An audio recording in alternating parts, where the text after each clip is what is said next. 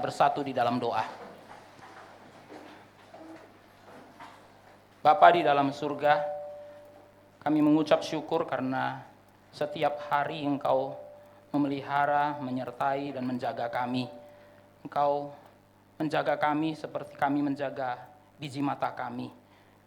Kami bersyukur karena di dalam dunia yang penuh dengan ancaman dan gejolak, Engkau membuat kehidupan kami menjadi stabil. Kami menyadari betapa rapuhnya kami. Memang kami hanyalah debu tanah, tetapi Engkau mengasihi kami sehingga Engkau menjadikan debu tanah ini menjadi gambar dan rupa Allah. Dan pada hari ini Engkau mengumpulkan kami menjadi umat Allah, sebagai umat Allah di tempat ini untuk beribadah kepadamu. Kami bersyukur memiliki Allah yang hidup. Kami bersyukur karena Allah yang hidup itu kami panggil sebagai Bapa di dalam Tuhan Yesus. Dan pada pagi hari ini kami memohon kiranya Engkau berfirman kepada kami, berbicaralah kepada kami, dan sebelum kami membuka firman-Mu, bukalah hati kami. Kami serahkan waktu yang akan berjalan di depan kami, supaya waktu ini menjadi panggung di mana kemuliaan Allah dinyatakan, dan kami dapat mendengarkan suara Allah.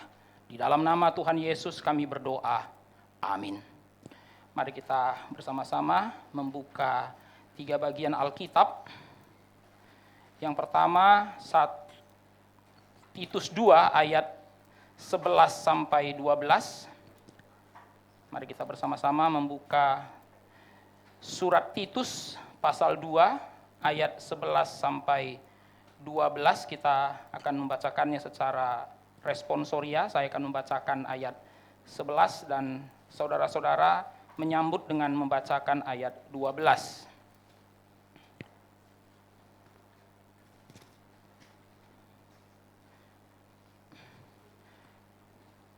Karena kasih karunia Allah yang menyelamatkan semua manusia sudah nyata, Ia mendidik kita supaya kita meninggalkan kefasikan dan keinginan-keinginan duniawi, dan supaya hadir dan beribadah di dalam dunia sekarang.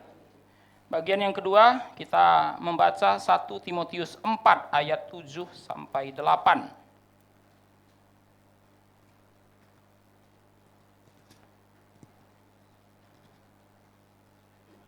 1 Timotius 4 ayat 7 sampai 8. Saya akan membacakannya untuk kita semua. Mari kita mendengarkan bersama-sama. Tetapi jauhilah tahayul dan dongeng nenek-nenek tua. Latihlah dirimu beribadah. Latihan badani terbatas gunanya, tetapi ibadah itu berguna dalam segala hal karena mengandung janji, baik untuk hidup ini maupun untuk hidup yang akan datang. Bagian ketiga, mari kita bersama-sama membuka 2 Petrus 1.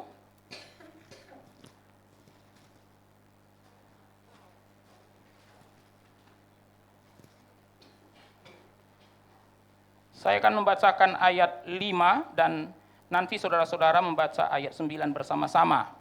2 Petrus 1 ayat 5 dan 9, saya akan membacakan ayat 5 dan saudara membacakan ayat 9 bersama-sama. Justru karena itu kamu harus dengan sungguh-sungguh berusaha untuk menambahkan kepada imanmu kebajikan dan kepada kebajikan pengetahuan. Ayat 9 saudara membacakannya bersama-sama. 2, 3, ya.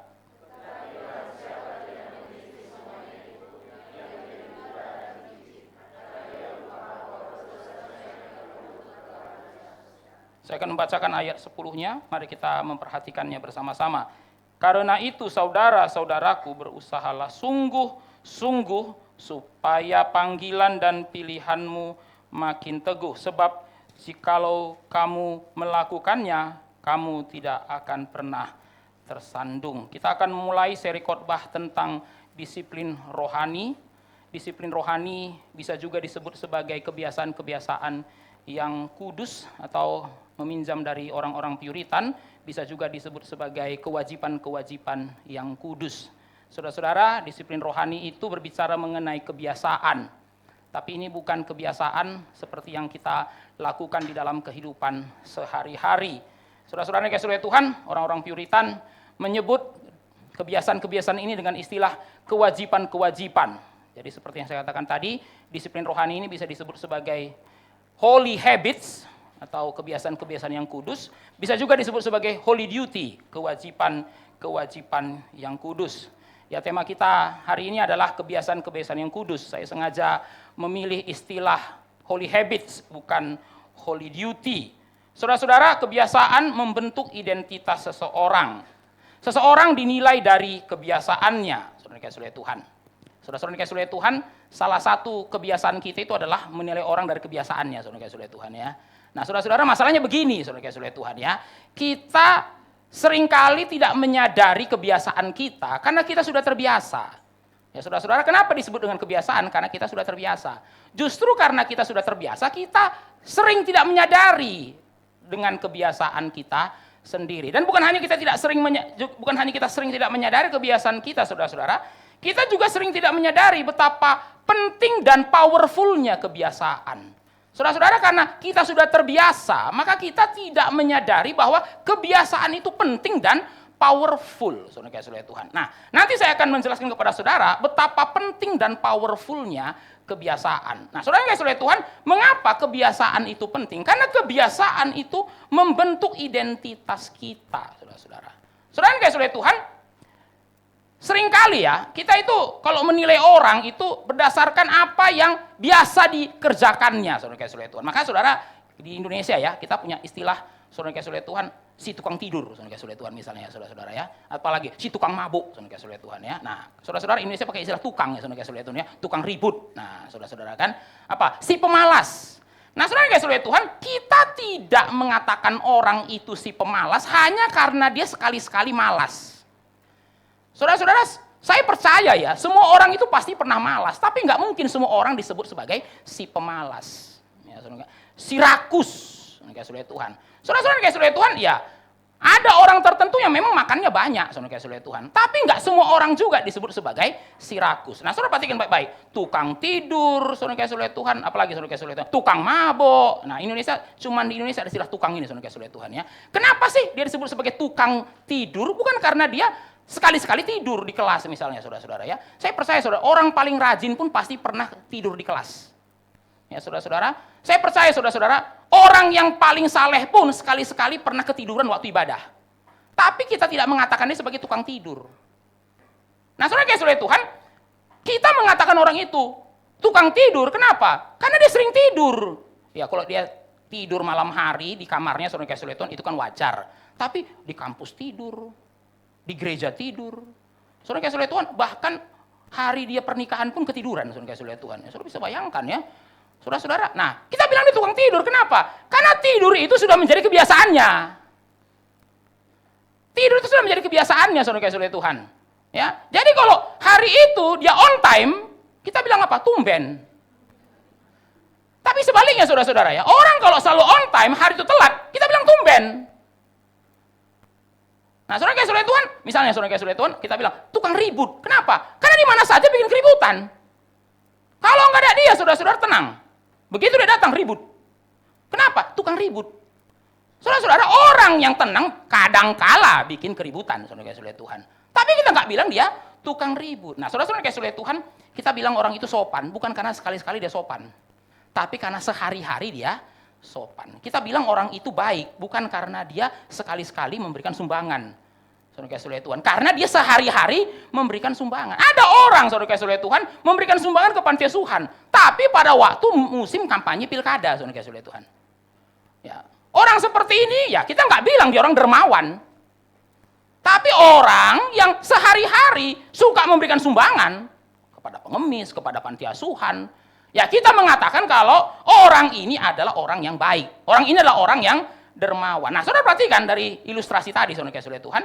Kebiasaan itu menentukan identitas.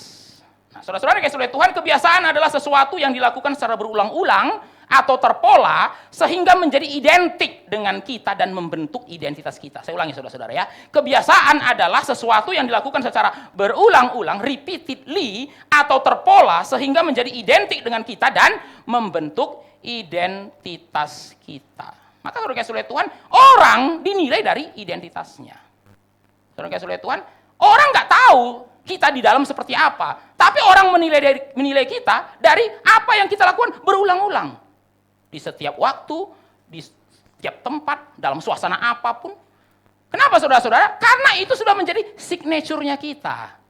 Ya saudara-saudara, itu sudah kayak melekat dengan kita. Nah saudara-saudara, kebiasaan itu membentuk identitas kita. Kenapa? Karena kebiasaan itu menjadi identik dengan kita dan akhirnya menjadi identitas kita. Wah, dia itu ya, kalau nggak tidur pas kuliah, bukan dia itu. Nah, saudara-saudara ya. Saudara kasih oleh Tuhan, dia itu ya. Kalau enggak marah, bukan dia itu. Dia tidak menjadi dirinya kalau dia lagi diem. Makanya saudara-saudara ketika dia lagi diem, sakit gigi ya, kita bilang saudara kasih oleh Tuhan ya. Kenapa? Nggak biasanya kamu diem. Nah, saudara-saudara kasih oleh Tuhan, identitas itu dibentuk oleh kebiasaan. Kebiasaan itu membentuk identitas kita. Nah, saudara-saudara, bagaimana dengan identitas kita sebagai orang Kristen? Ya kita kan kalau ditanya, siapa kita? Orang Kristen, saudara kasih oleh Tuhan. Tapi pertanyaan saudara-saudara, apa yang menunjukkan itu orang Kristen? Ya kita juga harus menunjukkan kebiasaan-kebiasaan Kristen loh. Ngaku Kristen tapi kebiasaan kafir, saudara kasih oleh Tuhan. Ya saudara-saudara. Nah saudara-saudara, itu kenapa hari ini kita mulai dengan berbicara mengenai kebiasaan-kebiasaan yang kudus.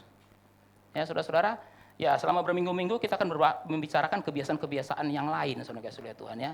Per minggu kita akan bicara satu kebiasaan. Tapi sebelum kita membahas mengenai satu-satu kebiasaan itu, saudara-saudara ya, kita bahas dulu mengapa orang Kristen itu perlu ada kebiasaan-kebiasaan yang kudus. Karena seperti tadi, saudara kasih oleh Tuhan ya, orang dinilai kebiasaannya. Lah kita ngaku Kristen, tapi kebiasaan kita Kristen nggak?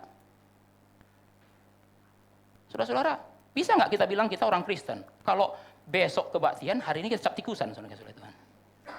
Ya saudara-saudara, kalau sekali minum cap tikus, ya oke lah, saudara kasih oleh Tuhan ya, sekali, 2 kali gitu ya. Tapi saudara-saudara, kalau sudah jadi rutinitas, pokoknya besok hari Minggu, Sabtunya minum cap tikus, sampai mabuk. Jadi ritualnya, saudara kasih oleh Tuhan, bisa bayangkan saudara-saudara ya. Saya orang Kristen, saya ngaku Kristen, saudara kasih oleh Tuhan, tapi ritual saya sudah bisa ditebak. Hari Sabtu cap tikus dulu, sampai teler. Hari Minggu ke gereja.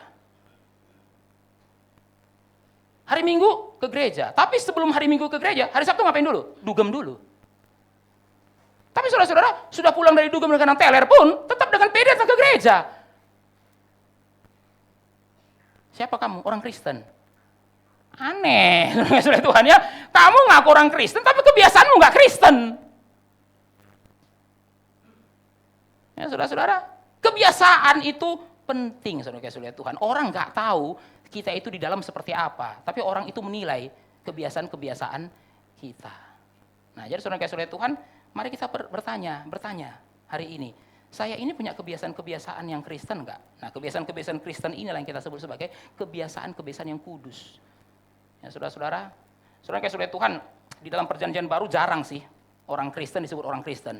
Biasanya disebut orang kudus. Ya, saudara-saudara, orang kudus. Ya kan kita sudah bahas ini minggu lalu ya saudara-saudara, orang kudus di segala tempat. Saudara-saudara, ya istilah Kristen kan baru muncul di Antioquia ya saudara-saudara ya. Tapi sebelum orang Kristen disebut orang Kristen bolak-balik disebut orang kudus, saints. Nah saudara-saudara, apa yang menunjukkan kalau orang itu orang kudus, saudara-saudara Tuhan? Ya karena dia punya kebiasaan-kebiasaan yang kudus loh. Ya, jadi kalau cuma sekali-sekali dia menunjukkan hidup yang kudus, itu bukan orang kudus, saudara-saudara. Itu orang munafik. Tapi kalau orang itu benar-benar orang kudus, saudara Tuhan, maka sehari-hari dia memiliki kebiasaan yang kudus. Nah, maka saudara Tuhan, minggu depan kita akan mulai ya kebiasaan kudus yang pertama. Minggu depannya kebiasaan kudus yang kedua, dan berminggu-minggu kita akan coba menelusuri kebiasaan-kebiasaan kudus apa yang harusnya dilakukan dan dimiliki oleh orang Kristen. Nah, saya tidak mengatakan saudara-saudara, kalau orang melakukan kebiasaan-kebiasaan itu pasti dia orang kudus. Enggak, saudara-saudara. Saudara yang kasih Tuhan, orang bisa saja menunjukkan atau orang bisa saja mengatakan, oh dia melakukan kebiasaan-kebiasaan kudus. Apakah dia berarti orang Kristen? Tentu tidak, saudara yang kasih Tuhan. Belum tentu juga. Kenapa saudara-saudara? Karena bisa saja orang itu melakukan kebiasaan-kebiasaan kudus di luar, di dalamnya nggak Kristen. Ini namanya orang munafik. Ya, saudara-saudara, dan Yesus kan sudah berkali-kali menegur orang Farisi dan ahli Taurat sebagai orang munafik. Kamu kayak kuburan, kuburan yang dilabur putih, bagus di luar, busuk di dalam. Nah, saudara-saudara yang kasih Tuhan, saya tidak mengatakan kalau orang setiap minggu pergi ke gereja, itu berarti dia orang Kristen yang sungguh-sungguh, nggak tentu. Karena bisa saja di luar dia menunjukkan kebiasaan-kebiasaan yang kudus, di dalam saudara-saudara kayak kuburan, mati, busuk. Tapi bukan berarti karena orang yang menunjukkan kebiasaan-kebiasaan Kristen belum tentu Kristen, kita mengatakan, oh kalau gitu kita nggak perlu ada kebiasaan-kebiasaan Kristen. Tidak, saudara Tuhan. Kebiasaan-kebiasaan Kristen itu diperlukan oleh orang-orang Kristen. Kalau kita adalah orang kudus, maka kita tunjukkan dengan apa? Dengan kebiasaan-kebiasaan yang kudus, memiliki holy habits, saudara Tuhan. Ya, memiliki kewajiban-kewajiban yang kudus. Mari kita mulai dengan Titus 2 ayat 11 sampai 12 tadi, saudara-saudara ya. Titus 2 ayat 11 sampai 12 tadi. Saya mengajak saudara untuk memperhatikan kata nyata pada ayat yang ke-11, saudara-saudara ya. Kata nyata pada ayat yang ke-11. Saya bacakan sekali lagi ayat 11-nya. Karena kasih karunia Allah yang menyelamatkan semua manusia sudah nyata. Nah, di situ ada kata nyata. Saudara Tuhan, kata nyata dalam bahasa Yunaninya itu adalah epifanio, yang sebenarnya lebih tepat diterjemahkan menjadi manifestasi. Ya, saudara-saudara, manifestasi. Nah, jadi saudara kasih Tuhan, ayat 11 itu bisa kita terjemahkan menjadi karena kasih karunia Allah yang menyelamatkan semua manusia sudah dimanifestasikan. Apa itu manifestasi, saudara-saudara? Manifestasi itu artinya sesuatu yang tadinya nggak kelihatan jadi kelihatan. Sesuatu yang tadinya tersembunyi jadi terbuka. Sesuatu yang tadinya samar menjadi jelas. Itu yang namanya manifestasi, saudara kasih Tuhan. Saudara-saudara kasih Tuhan, kata epifanio itu biasanya digunakan untuk manifestasi ilahi. Divine manifestation. Ketika Allah yang nggak kelihatan menyatakan dirinya menjadi kelihatan, itu yang namanya epifanio, saudara-saudara. Epifanio. Nah, saudara-saudara yang kasih Tuhan, salah satu peristiwa epifanio yang terkenal itu adalah Keluaran 19. Ya, saudara-saudara, Keluaran 19. Saudara-saudara tidak perlu membukanya, saudara kasih Tuhan, karena saudara-saudara pasti tahu cerita ini. Keluaran 19 adalah cerita bangsa Israel sampai di Gunung Sinai. Dan apa yang mereka lihat di Gunung Sinai? Mereka lihat Allah, saudara kasih Tuhan. Nah, saudara perhatikan baik-baik. Di Mesir, Musa sudah kasih tahu kepada mereka ada Allah, ya, namanya Yahweh. Tapi mereka nggak pernah lihat. Mereka cuma dengar. Yahweh utus saya ke sini untuk apa? Untuk melepaskan kamu. Ya. Tapi saudara kasih Tuhan, dari saudara kasih Tuhan sejak di Mesir sampai Gunung Sinai, mereka nggak pernah lihat saudara kasih Tuhan. Jadi mereka cuma dengar, mereka nggak pernah lihat. Apa yang terjadi pada pasal 19? Pada pasal 19 Allah menampakkan dirinya, tapi dalam wujud api yang menyala-nyala di atas puncak Gunung Sinai. Dikatakan saudara-saudara, Gunung Sinai itu kelihatan bercahaya, saudara-saudara. Kenapa bercahaya? Karena api membakar. Lalu saudara-saudara ada guruh, asap, dan gunung itu gemetar. Nah, saudara-saudara, kalau saudara perhatikan kejadian 19, Keluaran 19, di situ Allah memanifestasikan dirinya yang tadinya nggak kelihatan bisa kelihatan, walaupun dalam bentuk api yang menyala-nyala. Itu adalah peristiwa epifanio. Epifani, saudara Tuhan, epifani. Ya, saudara-saudara, di Perjanjian Lama kita juga mengenal istilah teofani. Teofani dari kata theos dan panos. Panos itu artinya apa? Penampakan. Theos itu Allah. Allah menampakkan diri. Nah, saudara-saudara, teofani yang terkenal itu, saudara-saudara, yang pertama itu adalah dalam wujud manusia. Ya, itu yang kita sebut dengan malaikat Tuhan. Teofani yang berikutnya, saudara-saudara, tiang awan dan tiang api. Nah, jadi kalau perhatikan di Perjanjian Lama, ada peristiwa-peristiwa Allah menampakkan diri. Allah menampakkan diri. Tapi saudara-saudara, puncak dari manifestasi Allah di dalam sejarah itu apa? Inkarnasi. Saudara-saudara dikasih oleh Tuhan, kalau di Perjanjian Lama Allah menampakkan diri dalam wujud api yang menyala-nyala, di dalam Perjanjian Baru Allah menyatakan diri dalam wujud manusia. Di mana bedanya, saudara-saudara? Di dalam Perjanjian Lama, ketika Allah menyatakan diri, orang malah makin menjauh, saudara-saudara. Waktu Allah menyatakan diri dalam wujud api yang menyala-nyala di atas Gunung Sinai, apa yang terjadi, saudara? Bangsa Israel nggak berani mendekat. Mereka memilih untuk mundur dan bilang, Musa kamu aja yang naik, kami takut Tapi waktu Allah menampakkan diri di dalam wujud Yesus Kristus, saudara-saudara, dia menarik manusia untuk mendekat. Nggak usah takut. Saudara-saudara, di perjanjian lama ketika Allah menampakkan diri, saudara-saudara Tuhan, orang-orang jadi ketakutan. Orang-orang nggak berani mendekat. Orang-orang malah makin menjauh, malah menjadi menjauh. Tapi ketika Yesus datang ke dalam dunia, itu adalah manifestasi Allah. Tapi pada waktu Yesus menyatakan diri, saudara-saudara, Allah menyatakan diri dalam Kristus, orang tidak menjauh. Karena itu adalah undangan dari Allah. Mari mendekat. Saudara-saudara yang kasih Tuhan, di perjanjian lama, Keluaran 19 itu, saudara-saudara, waktu Allah menyatakan diri, malah suasananya jadi horor, saudara-saudara Tuhan. Tapi di perjanjian baru, saudara-saudara, ketika Allah menyatakan diri dalam Kristus, suasananya jadi ramah. Di dalam wujud manusia. Saudara-saudara, pernah nggak bertanya ya, kenapa Yesus datang nggak langsung dewasa? Dia datang dalam wujud seorang bayi. Dia mulai dari bayi. Salah satunya, saudara-saudara, karena bayi itu mau menunjukkan keramahan Allah. Saudara tahu wajah yang paling ramah dalam dunia ini? Wajah bayi, saudara-saudara. Nggak ada orang terancam lihat wajah bayi, saudara. Nggak ada, saudara-saudara ya. Nggak ada, saudara-saudara. Nggak ada orang jadi insecure waktu lihat bayi. Saudara-saudara, saudara perhatikan ya, ruangan setegang apapun begitu bayi masuk, saudara, cair. Tidak ada orang terancam oleh wajah bayi. Dan saudara bisa bayangkan, ketika Allah dah jadi manusia, dia tidak datang dengan wajah bengis. Dia datang dengan baby face. Terbaring di palungan, saudara-saudara Tuhan. Dan mengundang siapa saja untuk datang. Mengundang siapapun juga untuk datang. Saudara-saudara nih, saudara Tuhan, sepanjang sejarah, manifestasi kasih karunia Allah yang paling clear itu adalah Kristus. Saya tidak mengatakan bahwa kasih karunia Allah baru dinyatakan waktu Yesus datang. Tidak, saudara-saudara Tuhan. Dari perjanjian lama, kasih karunia Allah sudah dinyatakan. Saudara jangan mengatakan, oh di perjanjian lama tidak ada tema kasih karunia. Salah, saudara-saudara Tuhan. Di perjanjian lama banyak sekali tema kasih karunia. Tetapi samar. Samar, saudara-saudara Tuhan. Saudara-saudara yang saudara Tuhan, di dalam perjanjian lama, saudara-saudara ada korban. Saudara-saudara pikir korban itu bicara mengenai apa? Itu bicara mengenai grace. Mengenai kasih karunia. Tapi saudara-saudara Tuhan, waktu kita melihat korban-korban di perjanjian lama, apalagi kalau saudara-saudara belum pernah lihat perjanjian baru, saudara nggak akan ngeh kalau korban-korban di perjanjian lama itu bicara mengenai grace. Kenapa saudara-saudara? Karena memang kasih karunia Allah dinyatakan di perjanjian lama, tetapi samar-samar. Tetapi waktu kasih karunia Allah dinyatakan di perjanjian baru, jelas. Clear. Sejelas kristal, saudara-saudara Tuhan. Kenapa? Karena dinyatakannya di dalam Yesus Kristus. Itulah sebabnya pada ayat 11 Paulus itu berkata dengan antusias, saudara-saudara. Saudara harus membaca ayat 11 itu dengan antusias. Karena waktu Paulus menuliskan itu dia dengan antusias. Karena kasih karunia Allah yang menyelamatkan semua manusia sudah nyata. Apakah di perjanjian lama kasih karunia Allah belum dinyatakan? Sudah. Tetapi tidak sejelas di perjanjian baru. Saudara-saudara Tuhan, waktu kita membaca perjanjian lama, saudara-saudara Tuhan, mungkin ada sebagian orang yang sulit untuk melihat mana kasih karunia di perjanjian lama. Walaupun perjanjian lama itu juga berbicara mengenai kasih karunia Allah.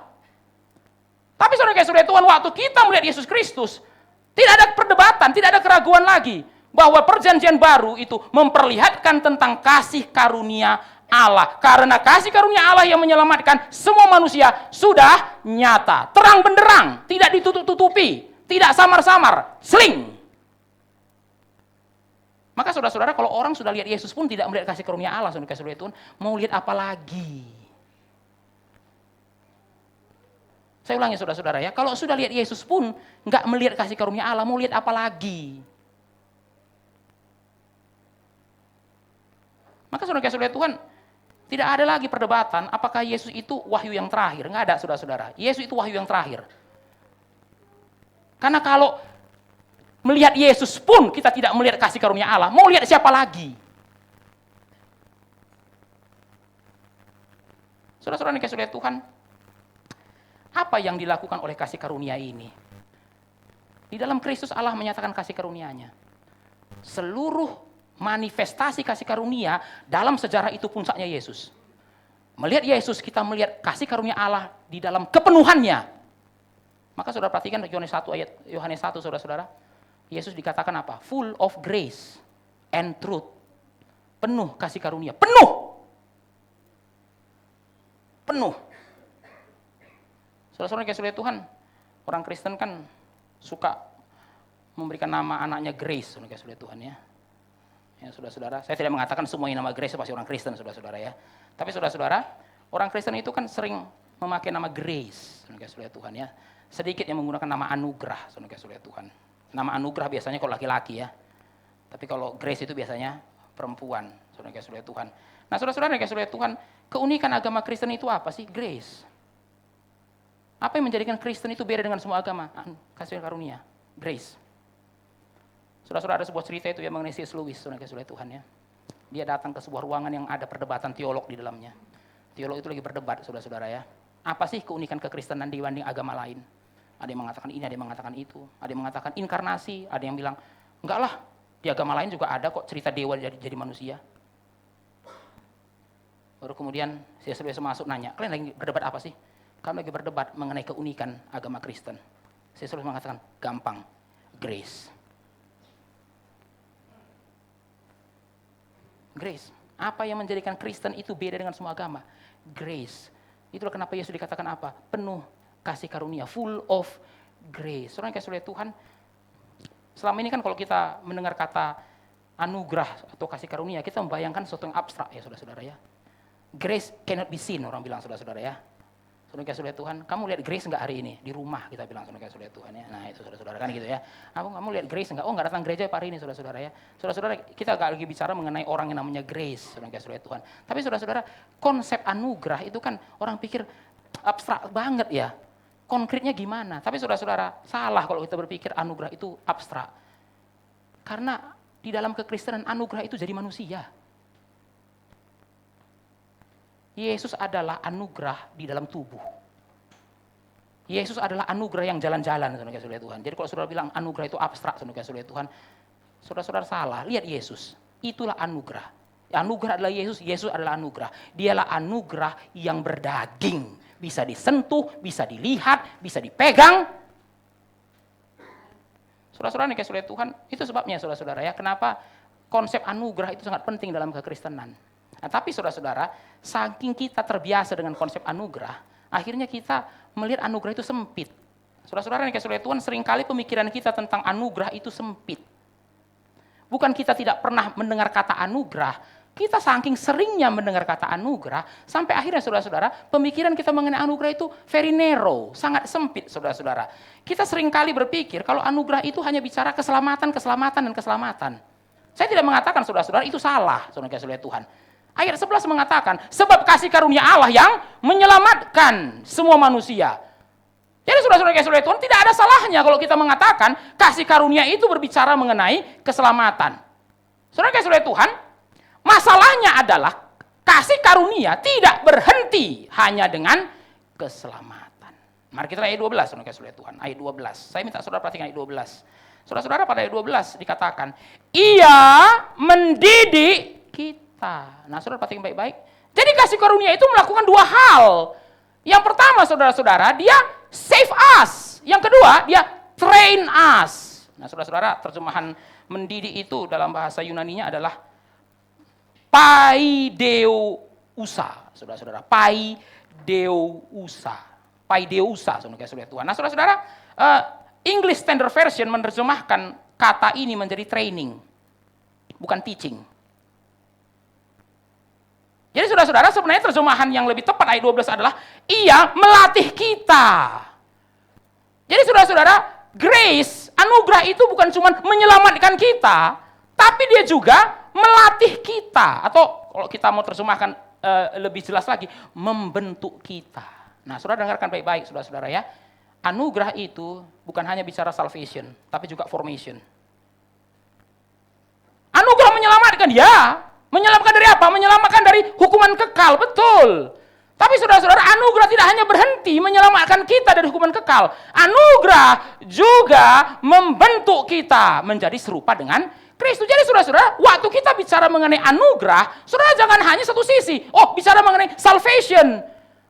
Tentu saja anugerah itu bicara mengenai salvation, bicara mengenai keselamatan. Tapi saudara-saudara, anugerah itu juga bicara mengenai apa? Bicara mengenai formation.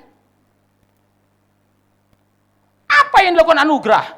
Setelah menyelamatkan kita, anugerah itu membentuk kita. Maka saudara dengarkan baik-baik, saudara Tuhan. Ciri orang yang mengalami anugerah adalah orang yang hidupnya dibentuk menjadi serupa dengan Kristus. Nah, di sini kita bicara mengenai disiplin rohani. Namanya pembentukan, saudara-saudara, itu butuh disiplin. Namanya pembentukan itu butuh disiplin, saudara-saudara. Saudara kayak saudara Tuhan, kita lahir gak butuh disiplin. Saya ulangi, saudara-saudara. Kita lahir gak butuh disiplin. Kita lahir, saudara-saudara, orang tua kita membawa kita ke dalam dunia ini dari rahimnya. Itu gak butuh disiplin. Tapi saudara-saudara Tuhan, kita untuk dari bayi jadi anak-anak, butuh disiplin. Makan. Saudara-saudara, saya bayangkan, kalau mama kita gak disiplin ngasih kita makan. Lahir sih lahir, saudara-saudara Tuhan, mati. Dari anak-anak jadi remaja, butuh disiplin. Dari remaja jadi pemuda, butuh disiplin. Dari pemuda jadi dewasa, butuh disiplin. Saudara yang oleh Tuhan, kalau dari sejak kita lahir gak ada disiplin, saudara-saudara, mungkin badan kita gak kayak gini loh. Ya saudara-saudara, saudara perhatikan saudara-saudara Tuhan, sama-sama manusia saudara-saudara Tuhan, tapi ada yang perutnya maju ke depan saudara-saudara Tuhan, ada yang perutnya six pack. Satu one pack saudara-saudara Tuhan ya. Nah, saudara perhatikan baik-baik, kenapa ada yang perutnya nggak terbentuk, ada yang perutnya terbentuk, saudara-saudara Tuhan. Ya, nggak terbentuk juga terbentuk sih Pak, tapi bentuknya kayak gitu, saudara bilang. Tapi saudara-saudara Tuhan, kenapa yang satu terbentuk bagus sekali kayak binaraga gitu? Ya, saudara-saudara Tuhan. Tapi kenapa yang satu lagi berantakan, saudara-saudara Tuhan? Ya, berantakan, ya, sampai susah diikat oleh ikat pinggang, saudara-saudara Tuhan, ya kan? Sampai baju pun susah untuk dicari. Nah, kenapa? Ya, yang satu disiplin. Saudara-saudara, nggak mungkin orang itu, saudara-saudara itu dari lahir sudah six pack, itu nggak mungkin, saudara-saudara. Agak ngeri ya. Saudara-saudara, anak bayi sudah six pack itu agak ngeri juga ya, saudara-saudara ya. Anak bayi ya lahir seperti itu aja badannya. Tapi kenapa satu bayi itu jadi six pack? Berotot, saudara-saudara Tuhan, disiplin. Tapi kenapa yang satu, saudara-saudara itu nggak berotot? Berlemak iya. Kurang disiplin.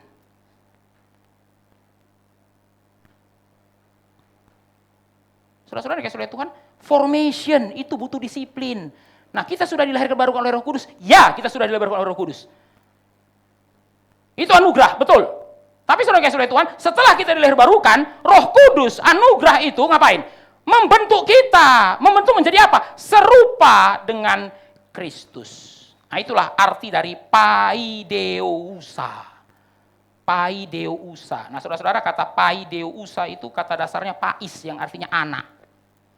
Nah, saudara-saudara, waktu kita bicara mengenai melatih anak, nah disitulah muncul istilah pedagogi. Saudara-saudara Tuhan, pedagogi. Pedagogi itu apa? Proses melatih anak. Ya, saudara-saudara, jadi bicara mengenai pedagogi, ya itu memang bicara mengenai anak. Bagaimana melatih anak? Itu kenapa kita bicara sekolah. Pedagogi itu bicara mengenai melatih anak.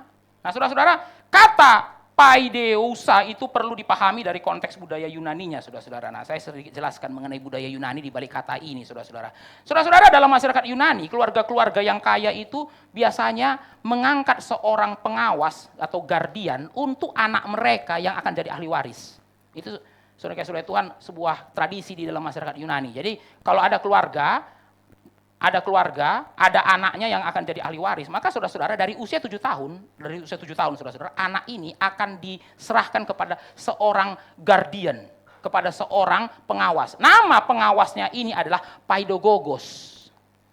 Nah, saudara-saudara, seringkali kita terjemahkan paidogogos itu sebagai teacher, tapi itu sebenarnya kurang tepat, saudara-saudara. Paidogogos itu tutor.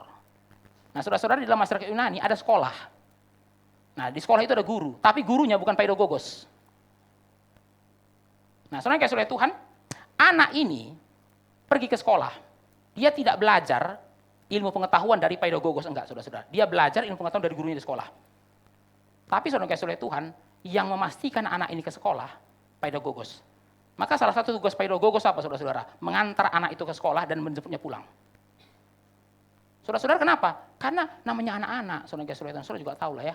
Anak-anak kan kadang-kadang rewel kalau mau ke sekolah, saudara-saudara ya. Nah, saudara Tuhan, mungkin kalau mamanya yang, ayo ke sekolah, rewel, saudara, enggak ke sekolah. Ayo ke sekolah, enggak mau, rewel, enggak ke sekolah. Ya, jadi apa anak ini? Maka saudara-saudara, itulah kenapa orang-orang Yunani enggak mau anak mereka itu dididik sama ibunya. Kenapa? Ibu suka enggak tegaan. Enggak tegaan, hancur anaknya. Lah, mau jadi ahli waris. Wah, kalau anak lembek gini jadi ahli waris, papanya sudah rintis perusahaan, bangkrut. Maka untuk memastikan gak ada ahli waris yang manja kayak gini, anak tidak boleh dilatih sama mamanya. Kasih sama siapa? Pedagogos. Nah saudara-saudara, pedagogos itu adalah salah satu budak di rumah itu. Orang kaya punya budak, saudara-saudara, dan budak itu saudara Tuhan dikasih hak untuk apa? Untuk didik anak ini. Nah, saudara-saudara perhatikan baik-baik. Anak ini suatu kali mau pergi ke sekolah, saudara Tuhan nggak mau. Pedagogos bilang, ayo ke sekolah, nggak mau main, saudara Tuhan. Apa langkah pedagogosnya? Ambil tali pinggang, saudara, cambuk anak itu. Mamanya boleh marah, nggak boleh marah. Nggak boleh marah. Nah, saudara-saudara, akhirnya anak itu harus mau ke sekolah. Lalu saudara-saudara, waktu sudah jam pulang sekolah, pedagogos saya datang, ya, jemput ke sekolah. Ternyata anaknya sudah nggak ada, saudara-saudara. Baru gurunya bilang, tadi dia nggak ke sekolah, ya, dia ternyata dia manjat tembok, baru pergi kemana? Ke terminal, saudara Tuhan, ya. Bolos. Wah, saudara-saudara Tuhan, pedagogosnya langsung cari anak itu ke terminal PAL 2, saudara Tuhan. Di mana kamu? Lalu apa yang dilakukan saudara-saudara? Dia bawa pulang sampai di rumah, saudara-saudara, ambil lagi cambuk. Saudara-saudara yang saudara Tuhan, kenapa pedagogosnya seperti itu? Karena tugas pedagogos itu adalah membentuk karakter. Kayak dikirim ke barak militer ya saudara-saudara ya. Itu tugas pedagogos, bentuk karakternya. Maka saudara-saudara Tuhan, anak itu nggak mau ke sekolah, dipaksa ke sekolah. Anak itu bolos, dipukul. Anak itu tidak memiliki kelakuan yang baik, dihajar saudara-saudara Tuhan. Itu berlangsung sampai kapan saudara-saudara? Sampai usia yang disepakati. Anak itu sudah bisa menjadi ahli waris. Pedagogos. Nah saudara-saudara yang saudara Tuhan, ayat 12 mengatakan kasih karunia Allah itu pedagogosnya kita. Allah tidak hanya ingin menyelamatkan kita, lalu kita kemudian tunggu tinggal masuk surga. Tidak, saudara-saudara Tuhan. Setelah kita diselamatkan, sebelum kita masuk surga, apa yang Tuhan lakukan? Bentuk kita. Saudara-saudara, kasih karunia yang sejati itu kasih karunia membentuk, bukan kasih karunia membiarkan. Saudara mungkin pernah mendengar ajaran hyper grace ya, saudara-saudara. Hyper grace itu mengatakan bahwa ya karena semua kasih karunia, saudara nggak perlu takut berbuat dosa lah. Justru kasih karunia itu diuji, seberapa berani saudara berbuat dosa. Ya, jadi kalau saudara takut berbuat dosa, itu artinya apa? Saudara kurang yakin dengan kasih karunia, itu ajaran hyper grace. Ya, saudara-saudara dulu ajaran ini pernah naik daun, sekarang sudah kurang popularitasnya, saudara-saudara. Tapi masih ada, ya, masih ada saudara-saudara. Ya, jadi ajaran ini seakan mengatakan, ya kalau kamu masih takut berbuat dosa, itu berarti kamu nggak yakin dengan kasih karunia. Kalau kamu yakin Tuhan akan topang kamu, berani dong menjatuhkan diri. Kok kayak gini ceritanya ya saya pikir. Ya saudara-saudara, di Alkitab ini ada namanya ajaran antinomian, saudara-saudara, antinomianisme. Antinomian, nomian itu aturan. Ya saudara-saudara, jadi saudara-saudara ajaran antinomian ini mengatakan ya, karena kita sudah dalam anugerah, nggak usah takut. Kebal dosa. Ya saudara-saudara, begini bukan bulletproof, bukan waterproof, saudara. Ini sin proof, saudara-saudara Tuhan ya. Kebal dosa kita. Tapi saudara-saudara, kalau ada orang mengatakan anugerah seperti itu bukan anugerah. Karena anugerah yang sejati tidak berhenti menyelamatkan. Dia membentuk. Dia membentuk, saudara-saudara. Nah, saudara-saudara, di sini kita melihat bahwa disiplin rohani itu tidak bertentangan dengan anugerah. Nah, seringkali orang mengatakan, ya kalau kita percaya anugerah, Pak, ngapain bicara disiplin? Seakan-akan kalau disiplin itu kita nggak percaya anugerah. Tapi kalau saudara lihat ayat 11 sampai 12, jelas sekali. Kenapa kita perlu disiplin? Justru karena ada anugerah. Saudara, kenapa kita perlu punya kebiasaan-kebiasaan yang kudus? Karena kita percaya anugerah. Karena anugerah itu sudah membawa kita dari orang berdosa menjadi orang kudus, maka kita harus menunjukkan kebiasaan-kebiasaan yang kudus. Bukan karena kita melakukan kebiasaan yang kudus, baru kita diselamatkan, bukan saudara-saudara Tuhan. Bukan seperti itu. Ya, kalau kita melakukan seperti itu, saudara-saudara, itu sama dengan legalisme. Nah, saudara-saudara, orang Farisi itu kan berpikir seperti itu ya. Ya, saya pasti diselamatkan. Kenapa? Karena saya sudah disiplin. Saya berpuasa, saya kasih persembahan, saya sudah lakukan semuanya, pasti saya diselamatkan. Ya bukan begitu. Tapi saudara-saudara, karena kita percaya sudah diselamatkan, maka kita memfollow up-nya dengan disiplin, memfollow up-nya dengan kebiasaan-kebiasaan rohani. Nah, saudara-saudara, dalam tradisi reform kan kita membedakan antara justification dan sanctification, saudara-saudara ya. Justification dan sanctification. Apa itu justification, saudara-saudara? Sederhana. Justification itu pembenaran, kita dibenarkan hanya oleh iman. Apa itu dibenarkan oleh iman, saudara-saudara? Saudara-saudara, justification itu berurusan dengan hukuman atas dosa. Itu justification. Waktu kita berdosa, Allah murka dengan kita, maka kita akan kena dengan hukuman Allah, maka kita dijatuhi hukuman Allah. Tapi Kristus membenarkan kita, maka kita nggak lagi kena dengan hukuman Allah. Itulah justification. Justification berurusan dengan hukuman atas dosa kita. Nah, mari kita bandingkan dengan Roma 8. Mari kita lihat Roma 8.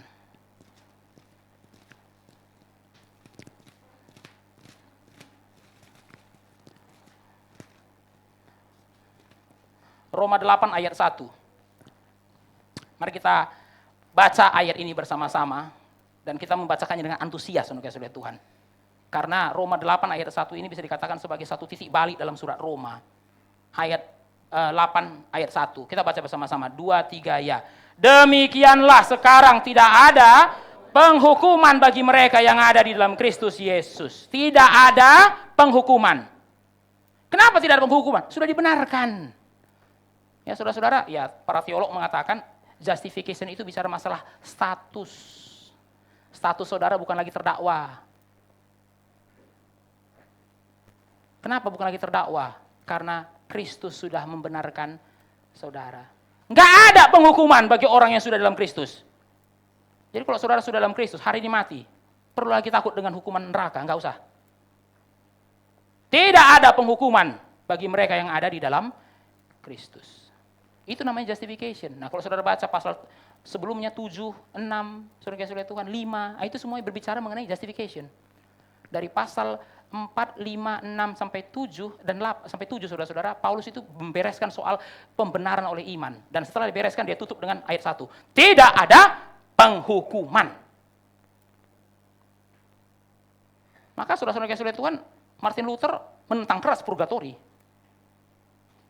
Paulus bilang sudah tidak ada penghukuman, kok masih gereja bilang ada purgatori lagi? Apaan ini? Saudara-saudara yang kasih Tuhan, itu justification. Apa itu sanctification? Sanctification berurusan dengan kuasa dosa yang merusak kita. Perhatikan saudara-saudara. Justification itu berurusan dengan hukuman atas dosa. The punishment of sin. Sanctification itu berurusan dengan the power of sin. Saudara-saudara, walaupun kita sudah dibebaskan dari hukuman dosa, saudara jangan lupa, dari lahir kita sudah di dalam dosa, kita dibesarkan dalam dosa, mau tidak mau saudara-saudara ya, kuasa dosa itu sudah memformat hidup kita sekian tahun. Saudara sudah dilepaskan dari dosa, tapi kuasa dosa itu masih ada yang sisa. Saudara jangan main-main dengan yang sisa. Memang itu kuasa dosa yang masih sisa, tapi jangan lupa itu masih berkuasa, tapi sisa. Saudara-saudara kita sudah selamat dari hukuman dosa, yes, puji Tuhan. Tapi saudara-saudara Tuhan, dari kita selamat sampai mati, kita tetap berhadapan dengan sisa-sisa kuasa dosa. Dan sisa-sisa kuasa dosa ini saudara-saudara Tuhan yang menghalangi saudara untuk jadi serupa dengan Kristus. Maka dalam hidup kita saudara-saudara ada pergulatan. Saya nggak bilang ada dua kekuatan saudara-saudara Tuhan, tapi ada pergulatan. Ada yang ingin kita menjadi serupa dengan Kristus, ada yang menahan kita untuk menjadi serupa dengan Kristus.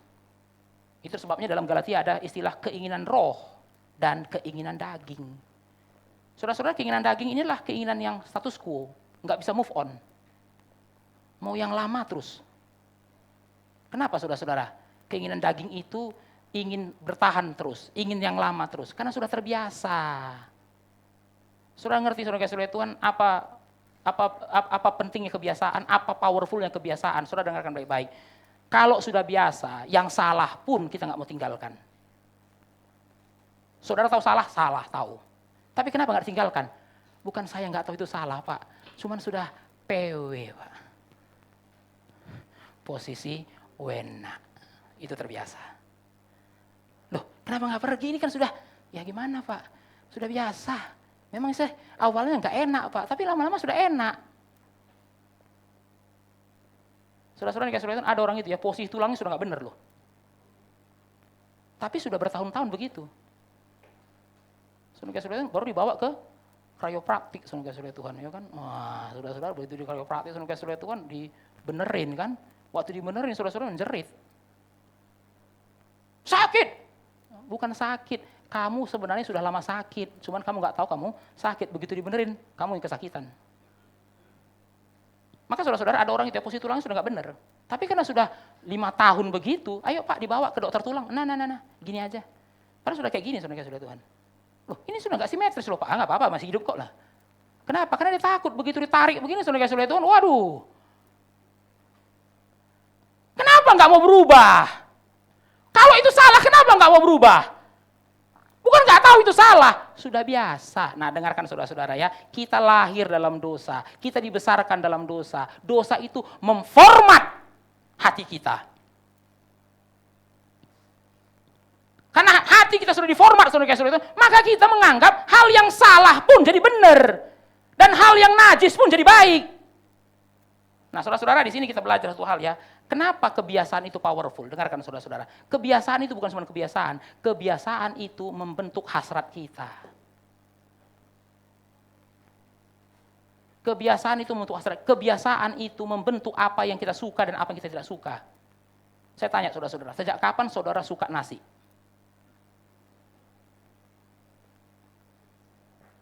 Susah kan? Kalau saya tanya, siapa yang suka nasi? Pasti semua jawab. Saya juga suka nasi, saudara-saudara. Lebih spesifik lagi nasi putih, saudara-saudara Tuhan ya. Karena waktu dari nasi putih ke nasi merah pun saudara kita bergumul ya, saudara-saudara Tuhan ya. Tapi nasi, ayo, kita nggak bisa makan nggak ada nasi. Kenapa? Suka nasi. Tapi saya tanya, sejak kapan saudara suka nasi? Kapan saudara jatuh cinta dengan nasi? Pada waktu saya pergi ke rumah makan Minahasa, Pak, saya melihat nasi putih di piring, lalu saya jatuh cinta pada pandangan pertama. Enggak ada lah saudara-saudara ya. Kita juga nggak tahu kapan kita suka nasi, tapi kita tahu kita suka nasi. Kok bisa? Dari kecil dibiasakan. Dikasih nasi. Nah, perhatikan saudara-saudara. Hal yang dibiasakan membentuk rasa suka kan? Maka benar saudara-saudara ya, pepatah orang cinta datang karena terbiasa itu ada benarnya loh saudara-saudara. Ya, saya nggak tahu saudara-saudara itu kalimat dari Dewa 19 atau dari orang Jawa, nggak tahu lah saudara-saudara ya. Cinta datang karena terbiasa. Dari nggak suka kok jadi suka, terbiasa ngelihat. Sama saudara-saudara ya, kenapa saya suka nasi? Karena saya terbiasa dengan nasi. Saudara-saudara, kenapa saya belum bisa suka dengan papeda? Ya, belum bisa saudara-saudara. Saya baru 1 kali makan.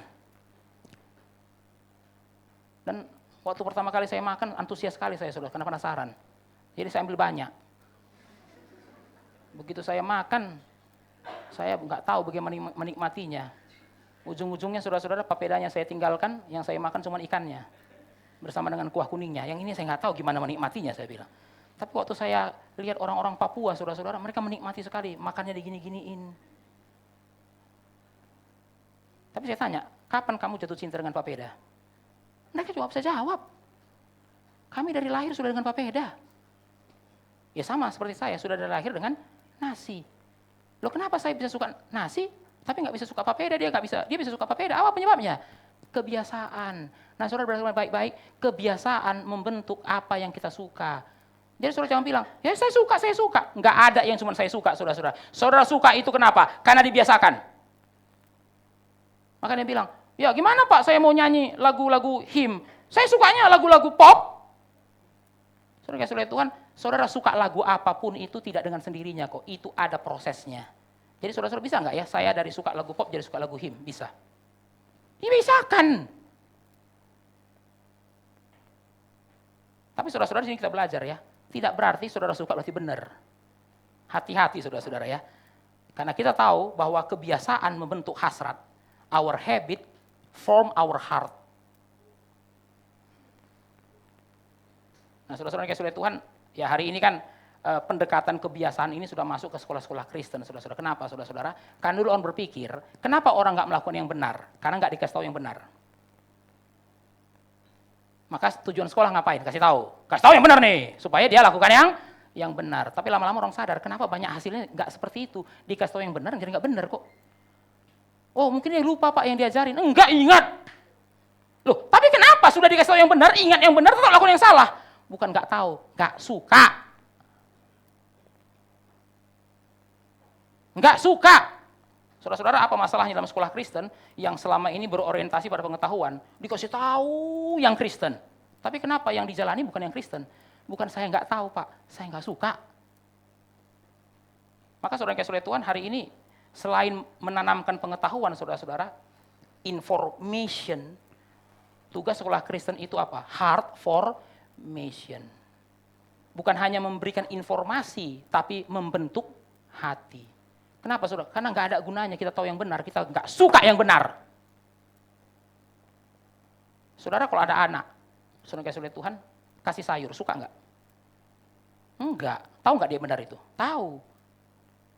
Anak-anak bukan nggak tahu sayur itu bermanfaat, saudara-saudara. Tapi kalau ditanya makan sayur, nggak mau. Kenapa nggak mau? Nggak tahu, bukan nggak tahu. Saudara kasih tahu lagi ceramah, saudara-saudara. Vitamin A, beta karoten, saudara kasih oleh Tuhan. Bosen, dia bilang. Saya nggak suka. Kenapa? Nggak menarik untuk sayurnya. Aduh, gimana sih bentuk sayur kayak gini? Hijau-hijau nggak jelas. Saudara kasih oleh Tuhan. Jadi saudara kasih oleh Tuhan, anak-anak ditanya ya, manfaat sayur dijelaskan sampai habis. Tapi makan sayur, no, lu aneh saudara-saudara ya. Tapi anak-anak dikasih tahu bahaya makan coklat.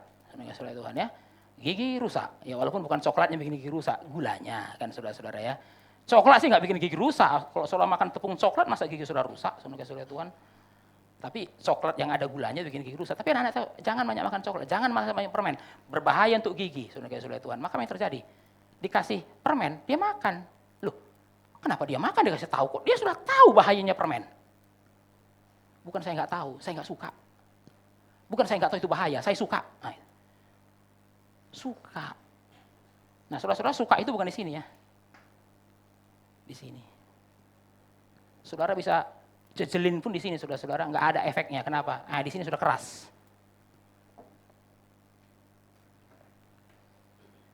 Ya, saudara-saudara, orang tua yang sudah capek ngomong sama anak saudara, mungkin saudara-saudara perlu berubah metode, saudara Tuhan. Kenapa? Anak saudara bukan kurang lagi di sini. Ya, tapi di sini saudara-saudara sudah keras. Jadi apapun yang ke sini mental terus. Maka saudara tahu, saudara Tuhan, salah satu cara dulu orang bikin anak suka makan sayur, nggak diajarin manfaat sayur. Dibikin film Popeye the Sailor Man. Loh, nggak ada konten pengetahuannya, memang nggak ada saudara-saudara. Tapi coba lihat anak-anak nonton film Popeye. Makan bayam ya nak? Oh iya makan. Loh, kok mau makan bayam? Supaya kayak Popeye the Sailor Man. Ya, ada satu lagi acara di Amerika, Veggie Tales, saudara Tuhan, Veggie Tales. Nah, itu juga ya cerita mengenai sayur-sayuran. Anak-anak suka nonton itu dan dengan film itu saudara-saudara, anak-anak jadi suka makan sayur. Loh, enggak dikasih tahu loh manfaat sayur, enggak saudara-saudara. Cuman sayurnya jalan-jalan, saudara Tuhan. Enggak mendidik film ini, saudara kita bilang gitu. Tapi ya, anak-anak jadi makan sayur. Saudara jadi guru ngasih tahu manfaat sayur, mengandung beta karoten. Mencegah kebutaan, saudara Tuhan. Enggak, anaknya makan sayur, enggak, aneh kan? Nah, saudara-saudara dikasih oleh Tuhan, kenapa saya menjelaskan ini? Supaya saudara ngerti, saudara dan saya berhadapan dengan dosa lebih rumit dari saudara bayangkan. Saudara pikir dosa itu masalah tahu nggak tahu. Bukan itu masalahnya. Saya tahu tapi saya nggak suka. Dosa bukan menghalangi saudara untuk tahu. Dosa menghalangi saudara untuk suka. Dosa sudah format saudara sedemikian rupa. Sehingga saudara kasih oleh Tuhan, walaupun itu najis ya, saudara demen. Aneh, ya memang aneh. Ayo saudara-saudara, kalau gini gimana menghadapi kuasa dosa ya? Kita sudah dibentuk sedemikian rupa loh saudara-saudara ya. Gimana kita menghadapi kuasa dosa seperti ini? Nah saudara-saudara yang kasih oleh Tuhan, di sini kita melihat ya kasih karunia Allah yang nyata itu. Kasih karunia itu membentuk kita memiliki kebiasaan-kebiasaan yang kudus. Saudara perhatikan baik-baik, karena dosa itu bekerja dengan kebiasaan, maka dosa harus dilawan dengan kebiasaan. Saya ulangi saudara-saudara, karena dosa itu bekerja dengan kebiasaan, maka dosa pun harus dilawan dengan kebiasaan. Kasih karunia Allah itu menghasilkan kebiasaan-kebiasaan yang kudus. Ciri orang yang sudah mengalami kasih karunia, bukan hidup seenaknya, bukan. Tapi hidupnya disiplin. Nah sekali lagi saudara-saudara ya, tadi kita bilang, wah disiplin kasih karunia bertentangan. No, justru orang yang benar-benar mengalami kasih karunia, cirinya apa? Hidupnya disiplin. Bukan hidupnya sembarangan. Jadi saudara-saudara kalau orang bilang saya mengalami kasih karunia, itu sebabnya saya hidup seenaknya dalam dosa. Saya nggak yakin kamu dapat kasih karunia. Karena kalau itu benar-benar kasih karunia, kamu mengalaminya, kamu nggak akan mungkin kayak gini. Kamu akan berpikir bagaimana supaya hidupmu disiplin. Disiplin. Saudara-saudara yang kasih Tuhan, mari kita masuk ke bagian yang kedua, 1 Timotius 4 ayat 7. 1 Timotius 4 ayat 7 sampai 8 tadi, saudara-saudara ya. Dan kita fokus kepada ayat 7b. Nah, saudara-saudara, ayat 7 itu kan mengkontraskan, saudara-saudara ya. Jangan, tapi, nah saudara-saudara ya, jangan apa? Jangan dengarin itu yang nggak berguna itu. Ya, dengarin tahyul, ya, dengarin dongeng nenek-nenek, jangan itu. Saudara-saudara, itu kata Paulus kepada Timotius, hamba Tuhan loh, pendeta.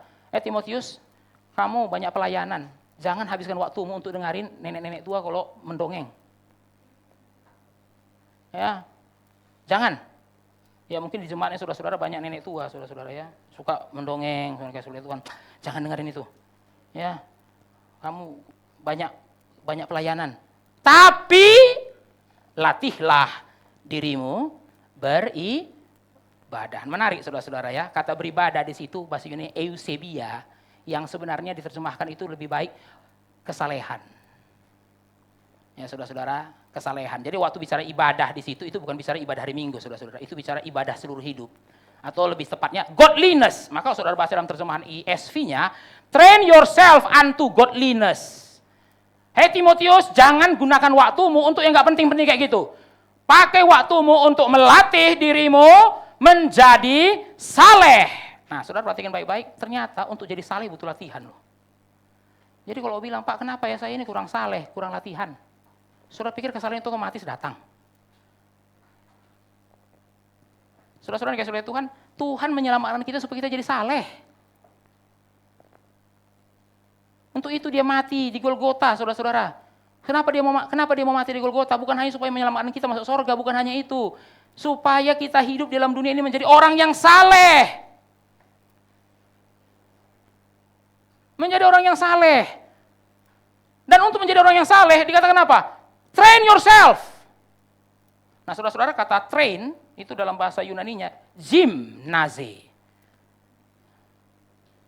Ada gedung gimnastik, saudara-saudara Tuhan, ya. Hari ini kita sering lihat orang nge-gym. Nah, saudara-saudara Tuhan ya. Saudara-saudara, itu kata yang digunakan gym, atlet, saudara-saudara Tuhan. Jadi saudara-saudara, waktu Paulus mengatakan latihlah dirimu beribadah, mari kita lihat ayat 8 saudara-saudara, dan itu sungguh relevan ayat 8. Kita lihat saudara-saudara ayat 8, saudara-saudara Tuhan. Mari kita sebentar lihat 1 Timotius 1 Timotius 4 ayat 8 tadi. Saya bacakan untuk kita semua. Latihan badani terbatas gunanya, tetapi ibadah itu berguna dalam segala hal karena mengandung janji, baik untuk hidup ini maupun untuk hidup yang akan datang. Latihan badani. Latihan ibadah, latihan badani. Saudara-saudara, di sini Paulus lagi menggunakan istilah dalam dunia olahraga. Kamu lihat atlet-atlet itu Timotius, latihan badani itu. Saudara-saudara yang kasih oleh Tuhan, ada enggak ya atlet yang mau olimpiade, saudara-saudara, latihannya setengah-setengah? Enggak ada, saudara-saudara ya. Mau tanding olimpiade, saudara-saudara, itu latihan dulu sampai di karantina. Saudara kasih oleh Tuhan, waktu di karantina, saudara kasih oleh Tuhan, nggak ada yang setengah-setengah, all out, habis-habisan, sungguh-sungguh. Tapi itu latihan badani loh, kata Paulus. Latihan badani terbatas gunanya. Kenapa saudara-saudara? Ya karena andaikan menang pun saudara-saudara, saudara tahu hadiahnya olimpiade apa? Mahkota, dan mahkotanya bukan dari emas, saudara, dari daun zaitun. Saudara-saudara, kebanggaannya cuma berapa hari sih? Dikasih. Lalu saudara bawa pulang. Lalu saudara gantung pohon zaitunnya. Kalau sekarang kan saudara-saudara kan kita dikasih piala, ya masih lumayan lah ya piala saudara-saudara ya. Ditaruh di lemari kaca, saudara Tuhan. Masih bertahan sampai kita nikah, masih bertahan saudara-saudara ya. Saudara-saudara, piala-piala kita dari SMP itu sampai kita nikah masih ada saudara-saudara ya. Calon istri kita datang ke rumah, piala apa ini? Ini waktu saya. Nah, saudara, masih ada. Tapi daun zaitun.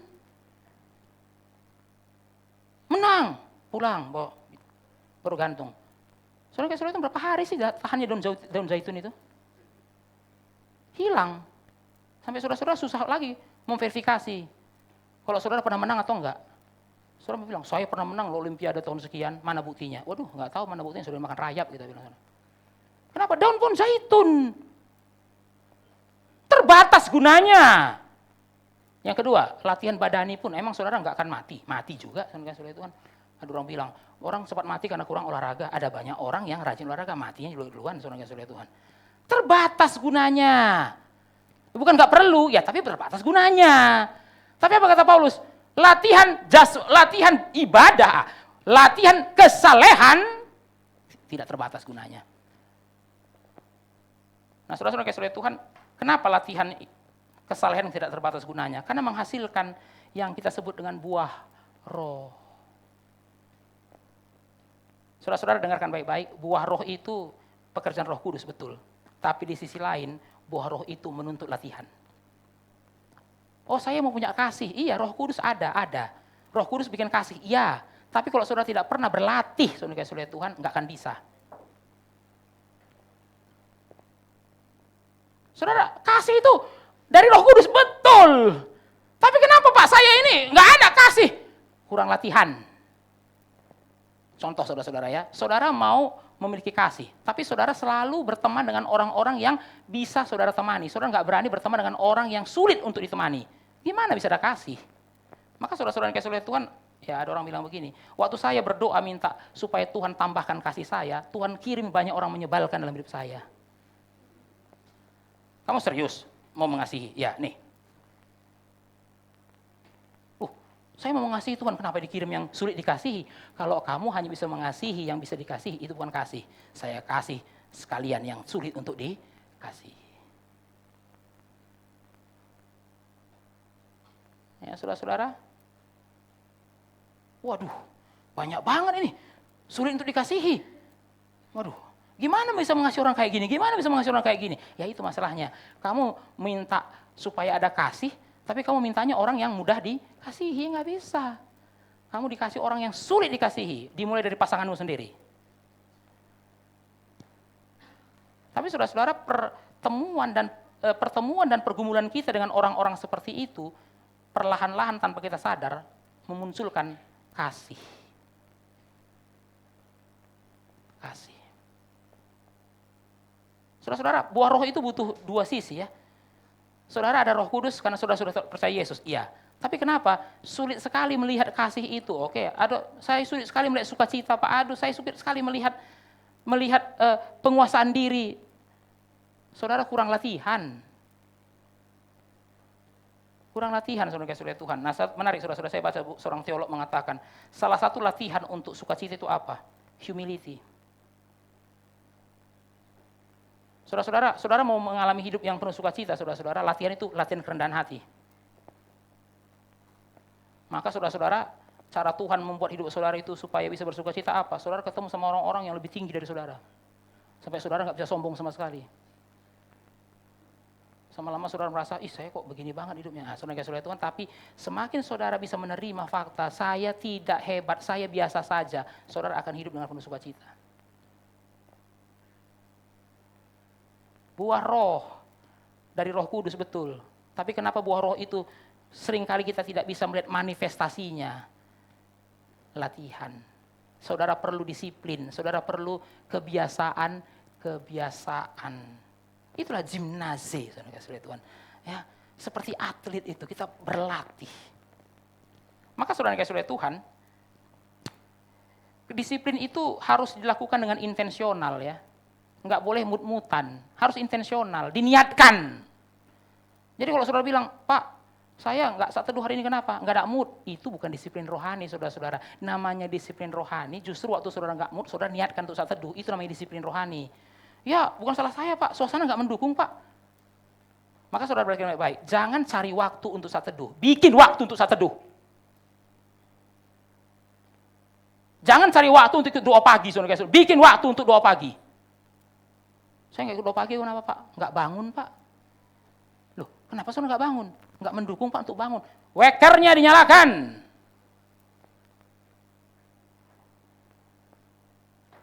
Diniatkan, itu namanya disiplin, intensional. Bukan tergantung keadaan ya Pak.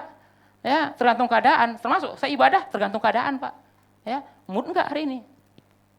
Ya, saudara-saudara ada orang bilang, Pak, saya akan ke gereja Pak kalau suasana keluarga mendukung Pak. Loh, saudara Tuhan, kalau saudara-saudara bikin seperti itu nggak disiplin, bikin suasana saudara mendukung. diniatkan. Pelayanan juga sama, saudara-saudara. Saya punya jemaat dulu di Jakarta, saudara kasih Tuhan, dia bilang, saya tidak bersedia anak saya menghalangi saya pelayanan. Loh gimana Pak? Kita kan punya anak, gimana Bu? Anak-anak, kan kita punya anak, gimana? Saya pastikan anak saya tidak menghalangi saya untuk pelayanan. Diniatkan. Jadi nggak saya tunggu anak saya mendukung saya pelayanan, baru saya pelayanan. Saya pastikan anak saya mendukung saya pelayanan. Saya waktu ketemu ibu ini, saudara Tuhan, kagum sekali saya. Saya tidak mengizinkan anak saya menghalangi saya pelayanan. Siapa bilang anak kecil tidak bisa bikin kita pelayanan? Kita yang pastikan anak kita mendukung kita pelayanan. Kita yang atur.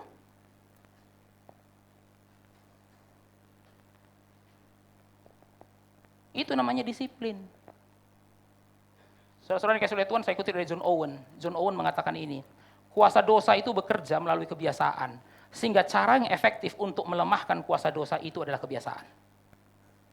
Kuasa dosa itu bekerja melalui kebiasaan, maka cara yang efektif untuk melemahkan kuasa dosa itu adalah kebiasaan. Maka saudara perhatikan baik, semakin saudara-saudara tekun dengan kebiasaan-kebiasaan kudus, semakin lemah kebiasaan-kebiasaan dosa itu. Semakin lemah. Saudara dengarkan baik-baik. Semakin saudara tekun dengan kebiasaan-kebiasaan kudus, semakin saudara-saudara lakukan itu konsisten, kebiasaan dosa itu lama-lama lemah. Itu kayak seperti anjing nggak dikasih makan, saudara Tuhan. Awalnya gonggong kencang, saudara. Terus nggak kasih makan. Jangan kasih makan sampai berhenti menggonggong dia. Tapi kalau saudara-saudara kasih makan terus, ya makin gonggong kencang, saudara Tuhan. Saudara bayangkan ya, dosa itu kayak anjing yang lapar, saudara-saudara. Setiap kali saudara nggak kasih makan, dia gonggong. Saudara dengar kasih makan, gonggong lagi. Tapi saudara-saudara, dia gonggong, diamin. Dia gonggong, diamin. Nggak usah kasih makan, sampai dia berhenti gonggong. Begitu saudara Tuhan mau melawan dosa. Pak gimana ya melawan dosa yang ini, melawan dosa yang itu. Saudara Tuhan, bangun kebiasaan yang kudus. Maka kuasa dosa akan lemah. Kuasa dosa akan lemah. Saudara-saudara yang Tuhan, hari Sabtu kemarin kan kita doa untuk anak-anak yang kecanduan game online ya saudara-saudara ya. Dan salah satu yang saya doakan itu apa? Disiplin. Disiplin. Saudara Tuhan, anak itu kecanduan game online, kenapa? Karena ada disiplin yang lain dalam hidupnya. Ada kebiasaan yang lain dalam hidupnya. Dan cara untuk melepaskan dia dari kebiasaan game online apa? Bikin kebiasaan yang baru untuk dia.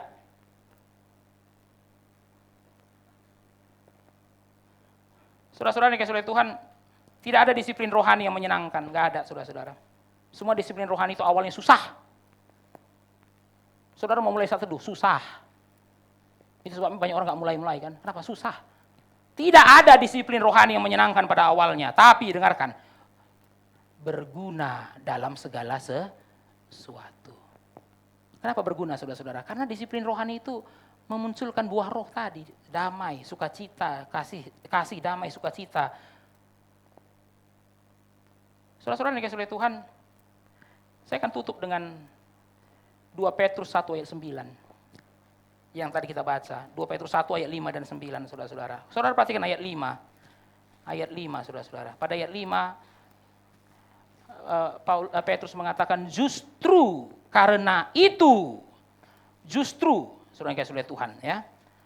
Saya bacakan sekali lagi ayat 5. Justru karena itu kamu harus dengan sungguh-sungguh berusaha untuk menambahkan, bahasa Inggrisnya, make every effort.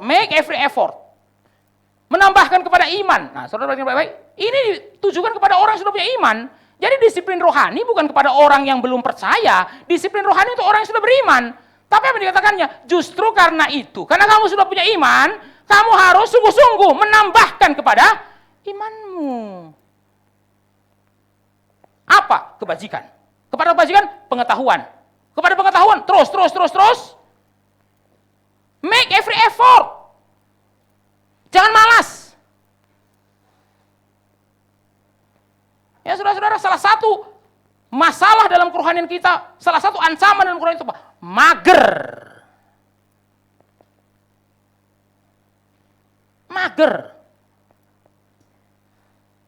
Ya saudara-saudara, saya bisa mengerti ya kenapa di abad pertengahan itu para biarawan itu dilatih bukan hanya secara rohani tapi secara fisik. Kenapa saudara-saudara? Karena seringkali pintu masuk terhadap dosa itu apa? Mager. Malas gerak. Saudara-saudara, Daud sekali mager berzina. Saudara perhatikan, saudara Tuhan, Daud itu nggak pernah melakukan dosa yang seperti itu. Sekali-kalinya dia melakukan dosa itu kapan? Waktu mager kan? Orang lagi perang, dia tidur. Bangun tidur, Batsheba. Saudara-saudara mungkin udah berpikir, tahu gini ya, kalau jadi panjang begini urusannya, nggak hari itu saya nggak tidur siang. Mending saya perang. Itu gara-gara sekali-kalinya dia tidur siang, saudara Tuhan, ya kan? Aduh, capek nih, ya kan? Sering kali berperang. Udah, kali ini suruh mereka saja maju. Saya tidur di istana. Kali-kalinya saudara-saudara tidur di istana, itu mager itu. Bangun-bangun, ada perempuan mandi. Sudah bayangkan, saudara-saudara, dari sekian kali ada di istana, nggak pernah lihat perempuan mandi, saudara-saudara Tuhan. Kenapa siang itu zong ya?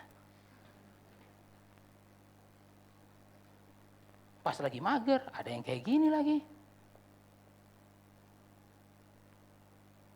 Saudara-saudara Tuhan, di situ kita belajar ya, masalah kerohanian itu salah satunya apa? Malas, saudara-saudara Tuhan. Saudara-saudara, hari ini kemalasan itu dinormalkan. Ya, saudara-saudara, orang hari ini mengatakan, saudara-saudara Tuhan, malas itu adalah menjaga kewarasan, Pak. Dia bilang, saudara-saudara Tuhan.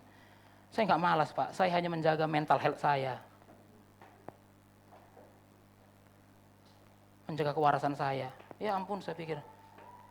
Emang sudah seberapa berat hidupmu ya? Saudara-saudara, ayat yang kelima mengatakan, kalau kita memang sudah di dalam Kristus, tambahkan. Iman itu menyelamatkan, tapi kalau itu iman yang sejati, dia tidak akan pernah berhenti di situ. Dia minta ditambahkan. Tambahkan kebajikan kepada iman, tambahkan pengetahuan kepada kebajikan. Terus! Nah, mari kita lihat peringatan ayat yang ke-9. Mari kita baca sama-sama sekali lagi. Tetapi, 2, 3, ya. Tetapi barang siapa tidak memiliki semuanya itu, ia menjadi buta dan picik, karena ia lupa bahwa dosa-dosanya yang dahulu telah dihapuskan. Saudara perhatikan apa akibatnya kalau saudara nggak disiplin? Saudara lama-lama jadi lemah.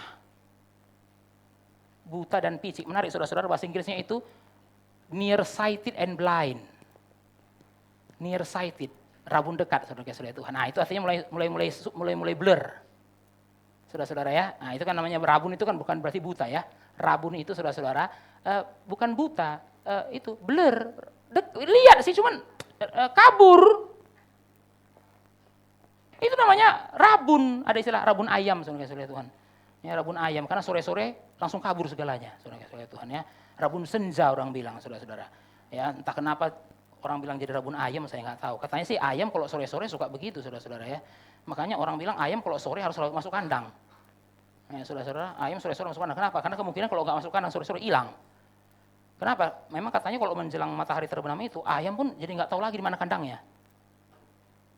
Rabun ayam. Tapi perhatikan, dari rabun jadi buta. Lemah, close, tutup. Apa yang mau dikatakan ayat 9? Kalau saudara nggak disiplin, sehebat apapun saudara akan lama-lama degradasi.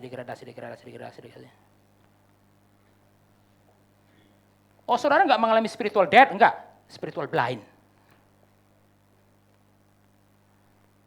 Dari bisa lihat, lama-lama redup, lama-lama rabun, lama-lama buta. John Owen mengingatkan saudara-saudara ya, kasih karunia bertumbuh dengan latihan. Mengabaikan latihan akan membuat kasih karunia itu melemah. Oh, jadi saudara nggak baik, kasih karunia itu bisa melemah. Kalau nggak dilatih, dia jadi lemah. Saudara tahu kan organ tubuh kita ini bisa mengalami atrofi ya, saudara Tuhan, atrofi. Dokter pasti tahu lah istilahnya atrofi ini, saudara Tuhan. Nggak dipakai, sama lama nggak ada lagi tenaganya.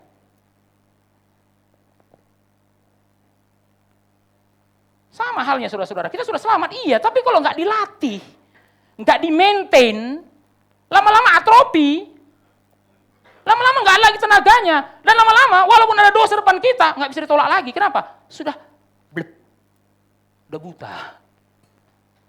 Saudara-saudara yang kasih oleh Tuhan, ini yang diingatkan oleh John Owen dalam bukunya Mortification of Sin. Saudara boleh beli buku itu, saudara-saudara. Sudah terjemahkan dalam bahasa Indonesia, Mematikan Dosa. Ini buku yang sangat bagus. Saudara-saudara kasih oleh Tuhan, di dalam buku itu dikatakan, apa akibatnya kalau saudara tidak disiplin? Salah satunya saudara-saudara ya, orang Kristen tidak disiplin, sehebat apapun, lama-lama bisa jatuh dalam dosa yang tak terpikirkan oleh siapapun. Maka kalau saudara perhatikan ya, ada orang tiba-tiba melakukan dosa yang,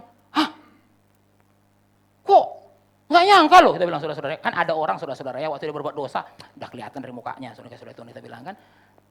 Ya kan saudara-saudara, ada orang bilang, kalau dia kayak gitu, saya sudah tahu lah dari muka-mukanya sudah kayak gitu kan. Tapi saudara-saudara ada orang itu ya, waktu kira, benar orang kayak gitu.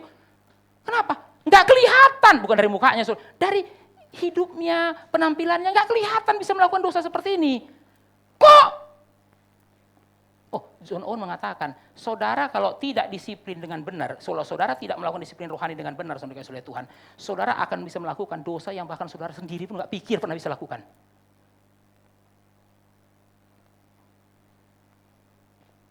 Baik. Tapi saudara Tuhan, bolong saat teduh, bolong ke gereja, bolong ini. Tapi apa? Cuman sekali.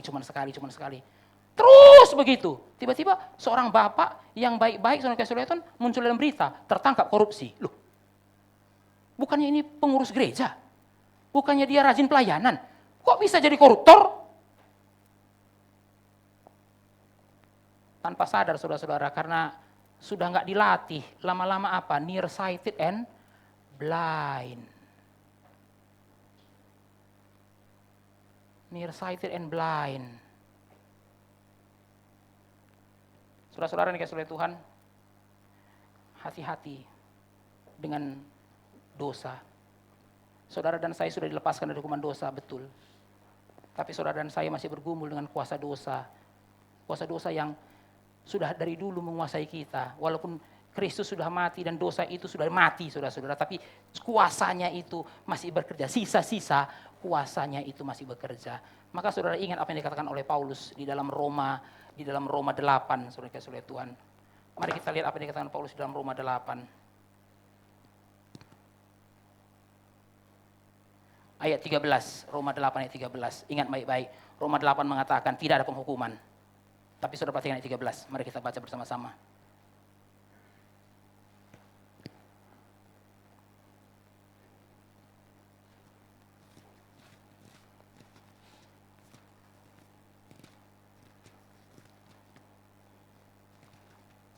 Roma 8 ayat 13. Kita baca sama-sama, 2, 3, ya. Sebab jika kamu hidup menurut daging, kamu akan mati. Tetapi jika oleh roh kamu mematikan perbuatan-perbuatan tubuhmu, kamu akan hidup. Oleh roh kamu mematikan perbuatan-perbuatan tubuhmu. Kamu kan hidup. Oh, saya kan sudah hidup, Pak. Ngapain lagi hidup? Bukan saudara-saudara, ini namanya hidup rohani. Saudara tidak akan bisa menikmati hidup dalam Kristus kalau saudara-saudara tidak matikan perbuatan-perbuatan daging itu. Dan bagaimana mematikannya saudara-saudara? Membangun kebiasaan-kebiasaan yang kudus. Membangun kebiasaan-kebiasaan kudus. Saudara-saudara, ayat inilah yang menginspirasi John Owen ketika menulis bukunya yang berjudul Mematikan Dosa. Matikanlah! Dan di dalam buku itu John Owen terkenal dengan satu kalimatnya, saya bacakan untuk kita semua. Matikanlah dosa sebelum dia mematikanmu. Matikan dosa itu sebelum dia matikanmu. Saudara hanya punya dua pilihan. Dosa yang mati atau saudara yang mati. Saudara-saudara dikasih oleh Tuhan, kenapa saya akhiri dengan ayat ini? Supaya saudara tahu, disiplin rohani ini bukan remeh-temeh, ini urusan hidup dan mati, saudara-saudara. Saudara mau kerohanian saudara hidup, matikan dosa. Saudara nggak matikan dosa, rohanian saudara mati.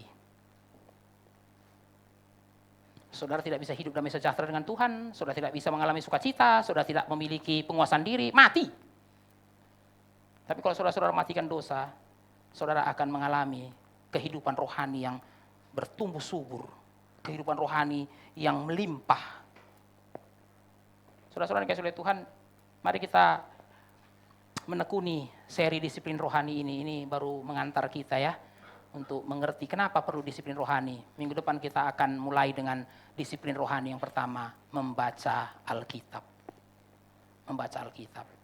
Ya, saudara-saudara yang datang minggu ini jangan bolos minggu depan karena ini namanya disiplin rohani, saudara-saudara ya. Jadi memang yang perlu ditekankan disiplinnya. Oke, mari kita bersatu dalam doa. Bapa dalam surga, kami berterima kasih Engkau sudah menyertai kami. Terima kasih karena firman-Mu menyadarkan kami betapa penting memiliki disiplin. Kami berdoa supaya kami yang sudah diselamatkan ini tidak bermain-main dengan hidup kami, bermain-main dengan anugerah Tuhan. Karena kalau kami memang mengerti anugerah Tuhan, menghargai anugerah Tuhan, kami akan berusaha sebaik mungkin, berusaha sekuat mungkin untuk mendisiplin, memiliki kebiasaan-kebiasaan yang kudus. Di dalam nama Tuhan Yesus kami berdoa. Amin.